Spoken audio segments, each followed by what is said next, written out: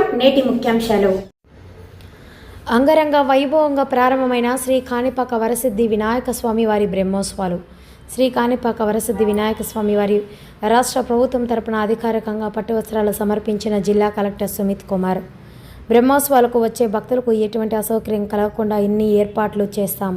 September 7 నుంచి 27 వరకు జరగనున్న బ్రహ్మోత్సవాల్లో వినాయక చవితి సందర్భంగా రాష్ట్ర ప్రభుత్వం తరపున అధికారికంగా పట్టు వస్త్రాలను జిల్లా కలెక్టర్ సుమిత్ కుమార్ సమర్పించారు.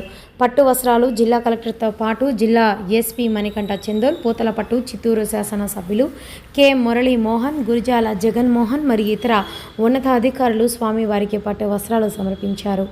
స్వామివారికి పట్టు వస్త్రాలు సమర్పించేందుకు వీచేసిన జిల్లా కలెక్టర్ మరియు ఎస్పీ మరియు శాసన సభ్యులకు వేద పండితులు ఆధ్యాత్మిక వాతావరణంలో వారికి సాంప్రదాయబద్ధంగా స్వాగతం పలికి వేద పండితులు పూర్ణకంబ స్వాగతం పలికారు. స్వామివారి దర్శనానంతరం కళ్యాణ వేదికలో జరిగిన వినాయక స్వామివారి రథ కల్పంలో భక్తి శ్రద్ధలతో పాల్గొని స్వామివారికి ఆశీర్వచనం, తీర్థ ప్రసాదాలు, స్వామివారి చిత్రపటాలను ఆలయ ఈవో గురుప్రసాద్ అందజేశారు. Collector Sumit Kumar comments. నేడు చాలా శుభదినం. రాష్ట్ర ప్రభుత్వం తరపున అధికారికంగా పట్టు వస్త్రాలను సమర్పించే అవకాశం రావడం అదృష్టం. భక్తులు కూడా ఎక్కువ సంఖ్యలో వస్తున్నారు. భక్తులకు అన్ని సౌకర్యాలు ఏర్పాటు చేస్తున్నాం. రానున్న 20 రోజుల్లో భక్తులకు ఎటువంటి అసౌకర్యం కలగకుండా అన్ని సంబంధిత శాఖల సమన్వయం ఏర్పాట్లు చేశాం. హెల్త్ అండ్ శానిటరీ, ఎలక్ట్రిసిటీ అన్ని శాఖల వారి విధులను బాధ్యతగా నిర్వహించేందుకు ఆదేశాలు ఇచ్చాం.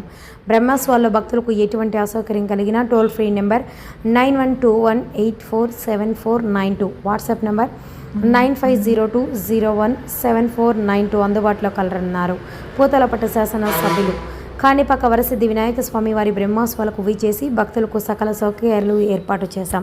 వివిధ ప్రాంతాల నుంచి వచ్చే భక్తులకు పార్కింగ్, భోజన వసతి, మెడికల్ క్యాంప్ సౌకర్యాలు కలవు. స్వామివారి దర్శనానికి వచ్చే ప్రతి భక్తునికి సంతృప్తికర స్థాయిలో దర్శనం కల్పించే విధంగా ఏర్పాట్లు చేశాం.